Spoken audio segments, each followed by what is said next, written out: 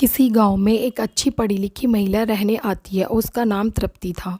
उसकी पड़ोसी सीमा, जो कि अनपढ़ थी, वो उससे बहुत चिढ़ती थी और तृप्ति को भी रीमा फूटी आंख न भाती थी। दोनों की अनबन पूरे गांव में मशहूर थी और अब सब इनकी लड़ाई से अपना मनोरंजन किया करते थे और दोनों के बीच बहुत बड़ी गलतफहमी थी। दोनों को एक दूसरे का बोला नहीं फलता था। एक दिन गांव में इतनी बारिश पड़ी कि बाढ़ आ गई।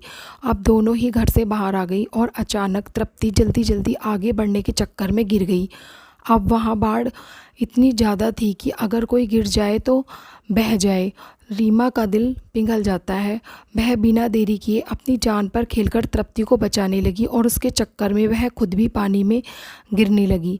इस समय वह सिर्फ इंसानियत दिखा रही थी। अपने घमंड और अपनी अकड़ को छोड़ के वह सिर्फ और सिर्फ पूरी तरह से उसे बचाने में लगी थी।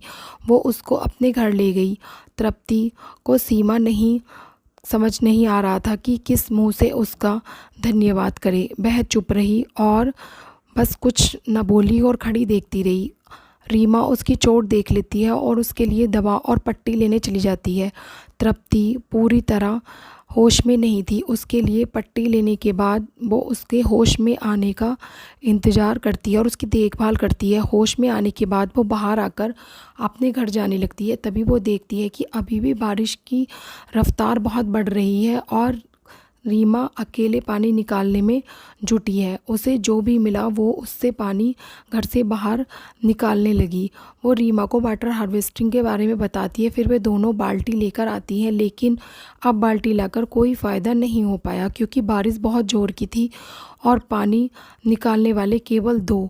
तब गांव की औरतें भी उनका साथ देने की सोचती हैं और कोई भरा हुआ पानी निकालता है तो कोई भीगा हुआ पानी अपने घर की सभी बाल्टियों को लेकर आ जाती है। इस तरह जब सारी परिस्थितियाँ ठीक हो जाती है तब वे एक दूसरे को मिलने लगते हैं और खुश हो जाते हैं। पर रीमा और तृप्ति अभी भी चुप ही थी। तब एक औरत रीमा को बोलती है, अब क्यों चुप खड़ी हो? अब तो लड़ाई छोड़ो और मान भी जाओ।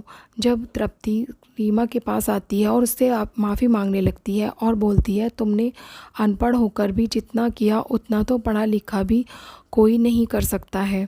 फिर रीमा कहती है, गलती तो मुझसे हुई है। आखिर मैं आपसे जलने लगी थी। आपकी पढ़ाई से ही वाटर हार्वेस्टिंग के बारे में हमें पता चला और हमने बाढ़ को रोका, नहीं तो कुछ भी नहीं हो पाता। उसके बाद गांव में सब खुशी खुशी रहने लगते हैं।